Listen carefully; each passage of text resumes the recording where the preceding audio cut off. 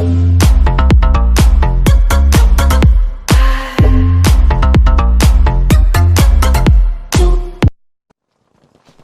everyone, this is Artemis HD, bringing you a Battlefield 5 weapons history video. In this video, we'll be going over a rifle that I actually discussed 4 months ago. Okay, and it's funny because I've done other similar videos where I talked about the history of certain firearms or even vehicles that possibly could be added to Battlefield 5.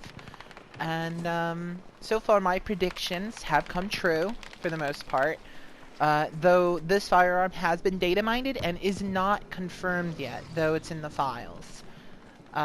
So quite interested in the know. But anyway, the reason why I'm doing this video is because I feel like that video wasn't good enough.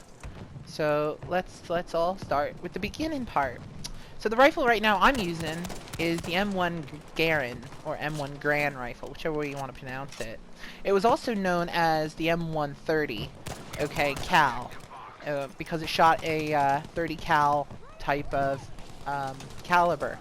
And that caliber would also be known as a 30-06. But you don't care about the bullet velocity of caliber, so we're not going to go over there.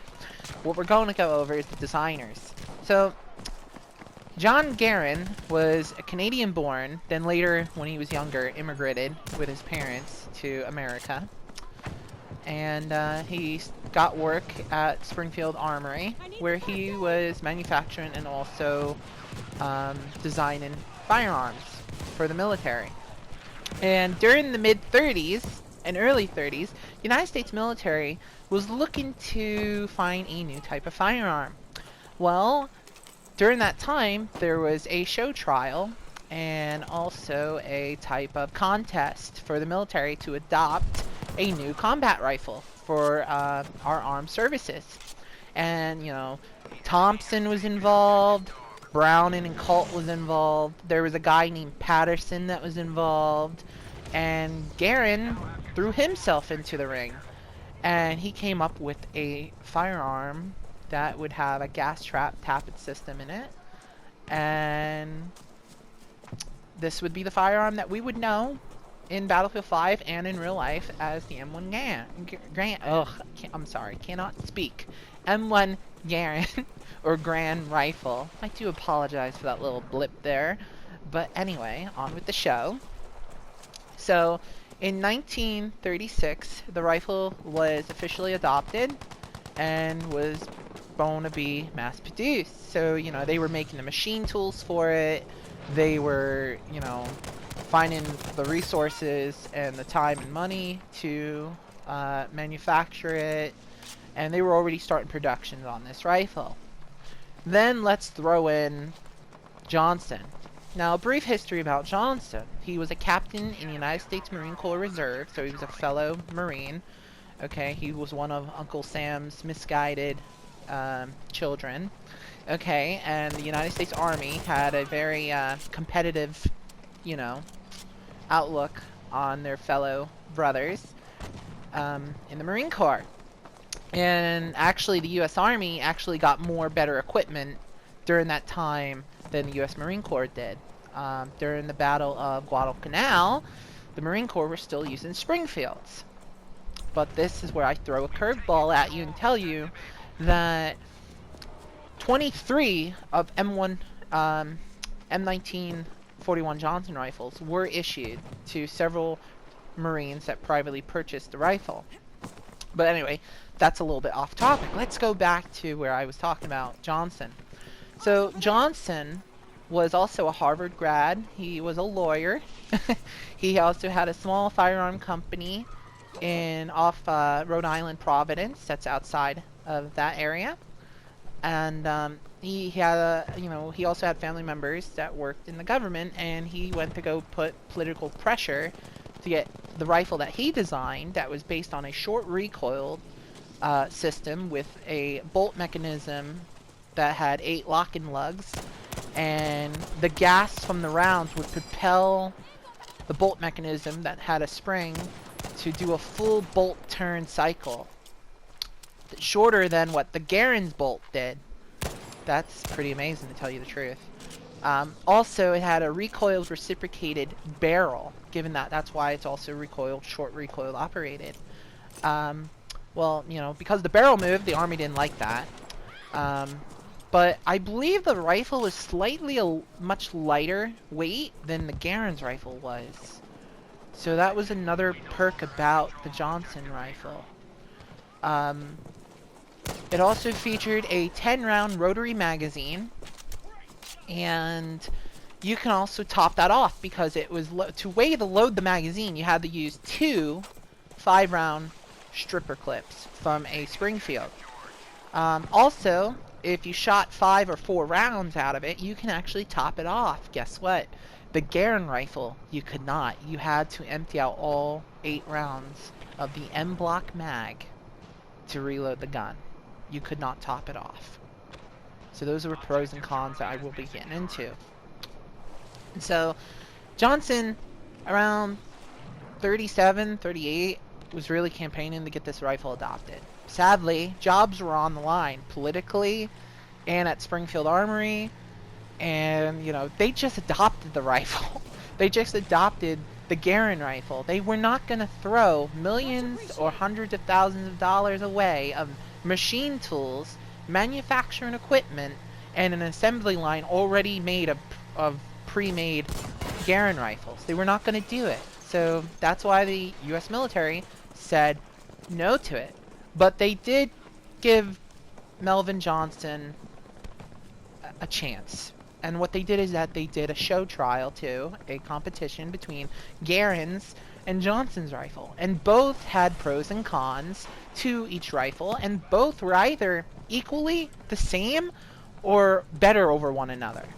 And, you know, John Garand's was gas operated, with Johnson's rifle being short recoil operated.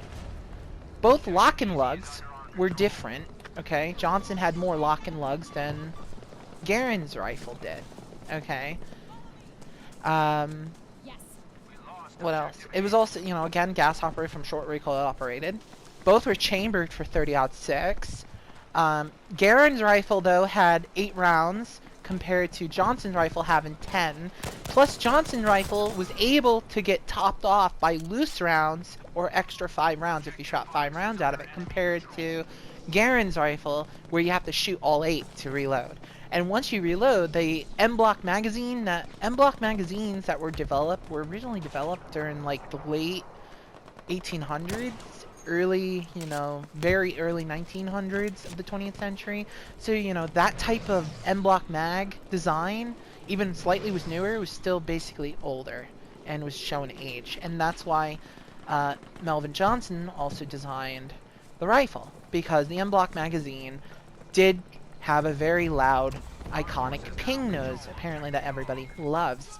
But there is proof, and maybe not that lot of it, that showed during the Pacific and in Europe, Americans, GIs, that did use the Garand's rifle, did show issues and complain. Even the Marines, actually the Marines complained more about the Garand rifle than they did of any other gun in the Pacific War theater.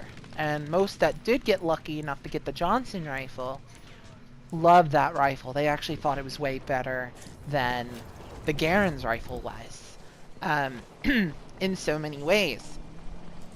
The one major issue why Johnson's rifle was not adopted officially by the whole military branch was that the major issue was, and this is something that you would be shocked by, oh, you cannot mount a bayonet on it. Plus the barrel moves, so even if you could mount a bayonet, it would be you know, it could either discharge the gun. So that, you know, the Army made a good excuse why it could not be allowed. And, you know, people thought, you know, it was going to be like European style warfare or World War I warfare, where we still use bayonets.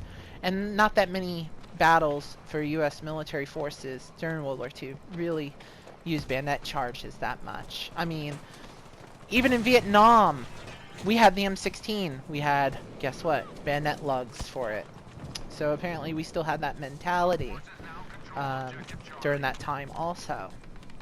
But You know, what Johnson made was a very unique type of firearm. Actually, he sold a small portion of at least over 1,000 to the Netherlands, where the Netherlands actually said they loved the rifle. They looked at it, they did a trial, and they bought over 1,000, and they shipped them to their Dutch East India colonies in the Pacific. But by the time they were already on the boat and halfway there, you know, World War II begins for us because, you know, Japan invaded the Dutch East Indies. Johnson basically called back the boats that had his guns on there and said, I don't want them shipped to the Dutch East Indies anymore. So now he's got boxes of this gun on the docks, okay? And what he did, he just handed a few of them to the Paramarine Division.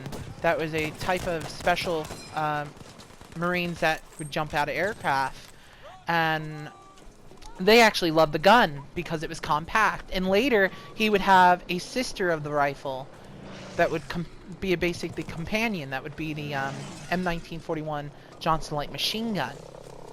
And 23 of the rifles did get used in Guadalcanal, and also during the Battle of the Solomon Islands, Battle of Bougainville, where there was a Lieutenant Robert Hugo Dunlap, who later becomes captain. And during the Battle of Iwo Jima, he went on beyond the call of duty, okay, where he actually scouted ahead almost to 50 yards in front of enemy lines during the Battle of Iwo Jima, where there was machine gun, mortar fire, and artillery fire on his unit. And he actually went back to the lines and recalled artillery support. And for his actions during the Battle of Iwo Jima, he was later given the Medal of Honor by United States President Harry S. Truman. He also got several other medals during the war also, including a Purple Heart for being injured. And yes, Hugo Dunlap kept the Johnson rifle and credited it for saving his life on more than one occasion. So anyway, I'm Artemis HD. I really hope you all loved this video. And if you guys want to see other gun videos that I made, I'll link them here at the end of this video. But I love you all, and I'll see you all on the combat field.